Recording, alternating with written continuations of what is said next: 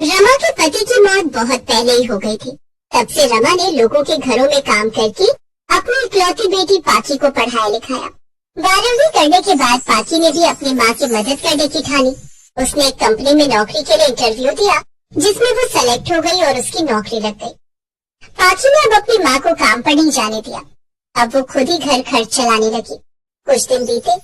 एक रोज, माँ tiffin pack हो गया क्या?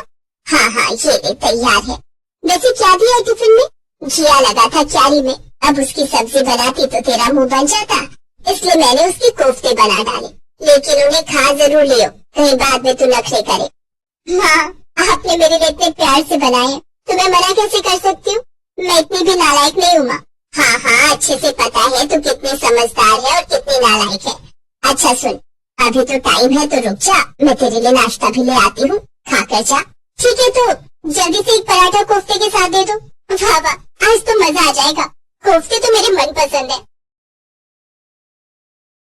माँ, ये कोफ्ते आप मुझे ऑफिस के लिए देने वाली थी, इसमें तो ना नमक है ना मसाले। एक तो मैं सुबह उठकर तेरे लिए इतनी मेहनत से कोफ्ते बना रही हूँ, और तू है कि उसमें नखरे निकाल रही है। माँ, अब आप ये बात मान क्यों नहीं लेती कि आप कोफ्ते बिल्कुल अच्छे नहीं बनाती? हाँ अच्छे से जानती हूँ, तेरे बनाए हुए चटपटे कोफ्ते का मुकाबला कोई नहीं कर सकता। इसीलिए तो हर किसी के बनाए हुए कोफ्ते में तू कमी निकालती रहती है। अभी तो मेरे पास टाइम है ऑफिस जाने में, मैं अभी इन्हें ठीक कर देती हूँ। पाखी उन कोफ्तों में अच्छे से मसाले कूट कर डाल देती है, साथ ही मलाई और धनिया भी उसमें डाल देती है, जिससे कोफ्ते का स्वाद काफी अच्छा हो जाता है। फिर वो उन्हें ऑफिस लेकर जाती है, जहाँ विनोद उसके हाथ के कोफ्ते खाकर कहता है, वाह पाखी, क्या लाजवाब और चटपटे कोफ्ते बनाए हैं तुमने, मजा ही आ गया। मेरा तो मन भी नहीं भरा और सारे कोफ्ते ही खत्म हो गए भाई।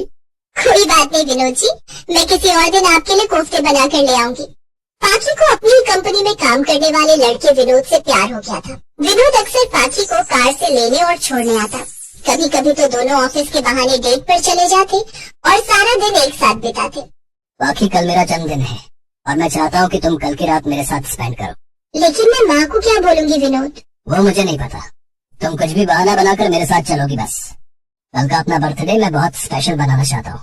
पाखी अगले दिन अपनी माँ से बहाना बनाते हुए कह देती है कि वो ऑफिस के काम से एक मीटिंग में जा रही है और कल लौटेगी। लेकिन वो विनोद के साथ एक होटल में चली जाती है, जहाँ वो दोनों एक साथ बर्थडे सेलिब्रेट करते हैं, फिर एक दूसरे में खो जाते हैं। कुछ दिन बाद पाखी को उल्टियाँ होने लगती है और वो इस बारे में विनोद को बताती है। क्या? तो तुमने मुझे पहले क्यों नहीं बताया? चलो अभी मेरे साथ डॉक्टर के पास। वहाँ जाकर उन्हें पता चलता है कि पाखी पेट से है। अब क्या होगा? मैं माँ से क्या कहूँगी? किसी से कुछ भी कहने की जरूरत नहीं है, तुम्हें अभी ये बच्चा अबॉर्ट करवाना होगा। ये तुम क्या कह रहे हो? विनोद पाखी को अपनी बातों में फंसाकर उसका जबरदस्ती अबॉर्शन करवा देता है। पाखी ऑफिस से एक हफ्ते की छुट्टी लेकर घर पर आराम करती है। क्या हुआ बेटी, तेरी तबीयत ठीक नहीं है? हाँ माँ, इसलिए ऑफिस से एक हफ्ते की छुट्टी ली है। अब कुछ दिन आपके साथ घर पर ही आराम करूंगी। ऐसे कुछ दिन बीत जाते हैं। पाखी विनोद को फोन करती है तो विनोद उसका फोन नहीं उठाता। एक हफ्ते बाद जब वो काम पर वापस गई तो उसे पता चलता है कि उसे काम से निकाल दिया गया है। क्या? नौकरी से निकाल दिया? लेकिन क्यों? देखिए, ऑफिस से कुछ लोगों की परफॉर्मेंस अच्छी न होने के कारण काम से हटाया जा रहा है और हमारे सीनियर मैनेजर मिस्टर विनोद ने आपका नाम इसी लिस्ट में टॉप पर डाला है। उनके अकॉर्डिंग आप इस पोस्ट के लिए अब वेल क्वालिफाइड कैंडिडेट नहीं है। ये सुनकर पाखी को सदमा लगता है। वो विनोद से एक बार मिलने की जिद करती है, लेकिन विनोद चपरासी से कहकर उसे कंपनी से बाहर निकलवा देता है। पाखी रोते हुए घर आ जाती है और अपनी माँ को नौकरी से निकालने की बात बताती है। क्या? निकाल दिया? लेकिन वो ऐसा कैसे कर सकते हैं? मेरी बच्ची तो रो मत, तू तो बड़ी हिम्मत वाली है ना, तो मैं जानती हूँ तू जरूर कुछ बड़ा करेगी। नौकरी जाने से और विनोद के धोखा देने से पाखी बुरी तरह टूट जाती है। वो अच्छे से समझ चुकी थी कि ये सब विनोद ने किया है। ऐसे कुछ दिन बीतते हैं। एक रोज, माँ मेरी तो कुछ समझ में नहीं आ रहा, अब घर कैसे चलेगा? मुझे जल्दी नई नौकरी की तलाश करनी होगी। नहीं मेरी बच्ची, तू अब नौकरी नहीं करेगी। अरे एक छोटी सी गलती होने पर उस कंपनी ने तुझे ऐसे निकाल दिया जैसे दूध में पड़ी मक्खी। बेटा अब तो खुद का कोई काम शुरू कर।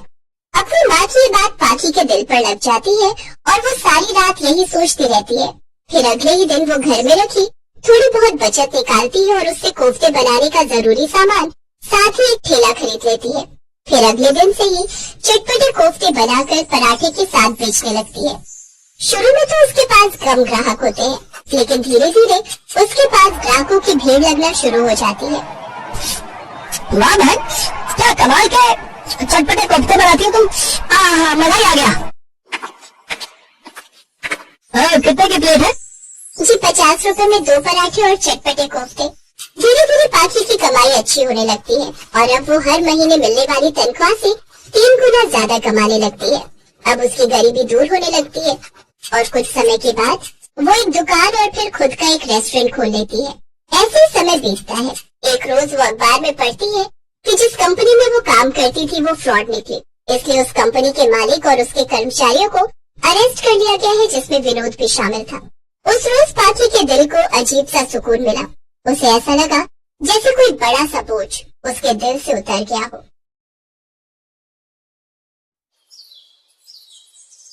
गांव से दूर एक शहर में कन्हैया नाम का एक आदमी अपने ठेले पर आलू पूरी बेचा करता था। उसकी आलू पूरी बहुत ही स्वाद बनती थी।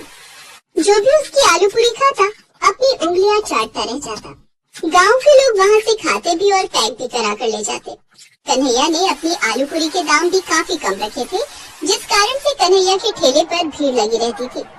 एक दिन सड़क के किनारे कन्हैया अपना ठेला लगाकर आलू पूरी ग्राहकों को खिला रहा था। अरे भैया, एक प्लेट और देना। इस आलू पूरी का स्वाद तो इतना बढ़िया है कि खाते चले जाओ भैया। अरे कन्हैया, तुम ऐसा क्या अपनी आलू पूरी में मिलाते हो भाई, जो इतना स्वादिष्ट बनती है? नहीं साहब, मैं ऐसा कुछ नहीं मिलाता। ये तो आप लोगों का आशीर्वाद है जो मेरी बनी आलू पूरी का स्वाद और भी दुगना कर देता है। और इस तरह कन्हैया की आलू पूरी शाम तक समाप्त हो जाती। कन्हैया अपनी आलू पूरी में ताजी सब्जियों का इस्तेमाल करता था और मसाले भी अपने हाथ से कूट कर डालता था। कन्हैया गरीब जरूर था, लेकिन बहुत ईमानदार था। ऐसे ही एक समय की बात है। कन्हैया अपने परिवार के साथ अपने मित्र की शादी में जा रहा था। तभी रास्ते में उसकी पत्नी और उसके बच्चे को भूख लगती है। अरे सुनिए, मुझे और बच्चों को बहुत जोरों की भूख लग रही है, कुछ खिला दो ना। कन्हैया को वहाँ पर एक आलू पूरी का ठेला दिखाई दिया, जिस पर काफी भीड़ लगी हुई थी। कन्हैया ने कहा, चलो आलू पूरी खा लेते हैं, तुम्हें काफी भूख लगी थी ना। और वो अपने परिवार के साथ उस ठेले पर पहुँच गए। भैया आलू पूरी बनाना। उसने आलू पूरी लगा कर दी। आलू पूरी खाते ही, अरे ये कैसी आलू पूरी है, इसमें तो कोई स्वाद ही नहीं, ये तो खाई ही नहीं जाएगी। अरे इस आलू पूरी का स्वाद तो बिल्कुल भी अच्छा नहीं है। ऐसे भी कोई आलू पूरी बनाता है? इसमें टमाटर का तो पता ही नहीं है, ना ही कोई मसाले हैं, और देखो महंगी भी कितनी कर रखी है। पता नहीं लोग कैसे आलू पूरी खा रहे हैं। और तो और देखो लोगों की भीड़ कैसे लगी हुई है। हाँ देखो ये लोग कैसे खा रहे हैं, इसमें तो बिल्कुल भी स्वाद नहीं है, मैं तो नहीं खा सकती। तभी बच्चा कहता है, पापा मुझे तो बिल्कुल भी अच्छी नहीं लग रही, मुझे तो आपकी बनाई हुई आलू पूरी ही अच्छी लगती है। ये कहकर तीनों ने अपनी प्लेट हटा दी। आप कितनी अच्छी आलू पूरी बनाते हो, इतने कम रेट में देते हो, इसके हिसाब से तो आपकी आलू पूरी के रेट काफी ज्यादा होने चाहिए। यही बात करते हुए वो अपने रिश्तेदार के घर जाने लगे। कुछ समय बाद शादी करके जब वापस आए, अगले दिन कन्हैया के मन में काफी लालच आ जाता है और वो आलू पूरी बनाकर ठेला लगाता है। और वो अब अपनी आलू पूरी के दाम 15 से हटाकर 25 रुपए कर देता है। तभी उसके ठेले पर एक आदमी आलू पूरी खाने आता है। अरे कहाँ चला गया था कन्हैया? एक दिन तुम्हारे हाथ की आलू पूरी नहीं खाई तो ऐसा लग रहा है मानो कुछ खाया ही नहीं हो। अभी देता हूँ साहब। और वह आलू पूरी देता है। ग्राहक आलू पूरी खाकर पैसे देने लगता है। तभी उसकी नजर उस बोर्ड पर पड़ती है। अरे ये क्या कन्हैया, तुमने रेट बढ़ा दिया? क्या करें साहब, अब महंगाई भी इतनी बढ़ गई है कि इतने कम दाम में अब गुजारा नहीं होता। कन्हैया अपनी आलू पूरी के दाम बढ़ा देता है, लेकिन फिर भी उसके ठेले पर भीड़ कम नहीं होती।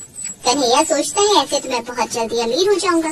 कन्हैया को अब और लालच आ जाता है और अब कन्हैया अपनी आलू पूरी में थोड़ी थोड़ी सभी चीजें कम कर देता है। उसके ठेले पर ग्राहक खाने आते हैं। तभी एक ग्राहक खाते हुए कहता है, क्या बात है भाई, आज तुम्हारी आलू पूरी में वो स्वाद नहीं है? नहीं साहब, ऐसी बात नहीं है, आलू पूरी भी वही है, बनाने वाला भी वही है, ये आपका वहम है। ऐसे ही संडे का दिन आया। उसने आलू पूरी बनाकर ठेला लगाया। संडे को उसके ठेले पर सबसे ज्यादा भीड़ होती थी। कन्हैया क्या बात है, आज कैसी आलू पूरी बनाई है? अरे भाई इसमें तो बिल्कुल भी स्वाद नहीं है। इतने में दूसरा परिवार भी कहता है, हाँ कन्हैया, अब तुम्हारी आलू पूरी में बिल्कुल भी स्वाद नहीं है और पैसे भी तुमने इतने बढ़ा दिए। अब बाजार में साग सब्जी ही ऐसी आ रही है तो क्या करें साहब। फिर वो सभी लोग कन्हैया की आलू पूरी छोड़ सामने ठेले पर पकौड़ी खाने चले जाते हैं। ये देखकर भी कन्हैया को अकल नहीं आती और वो ऐसे ही आलू पूरी बनाता रहता है और उसका लालच बढ़ता ही जा रहा था। वो अमीर तो हो ही गया था, अच्छा घर, बच्चे को अच्छे स्कूल में पढ़ा रहा था। अब देखते देखते उसके ठेले पर कोई नहीं आता। क्या बात है, आज कोई आलू पूरी खाने नहीं आ रहा है। तभी कन्हैया ने देखा जो लोग उसकी आलू पूरी खाने आते थे आज सामने ठेले पर पकौड़ी खा रहे हैं। वाह भाई वाह, मजा आ गया पकौड़ी खा के। क्या स्वाद है भाई, ऐसे पकौड़े तो मैंने आज तक कभी नहीं खाए। कहता हुआ चला जा रहा था। देखते ही देखते उसके सारे ग्राहक सामने ठेली पर जा पहुँचे। कन्हैया अपने ज्यादा लालच की वजह से अपना ही काम चौपट कर बैठता है और दुखी होकर कन्हैया सर पकड़कर बैठ जाता है और रोने लगता है और कहता है कि आज मेरे लालच की वजह से मेरे सारे ग्राहक चले गए। मैं जो भी कमा रहा था वो भी मेरे हाथ से गया। फिर वो सोच लेता है कि मैं फिर से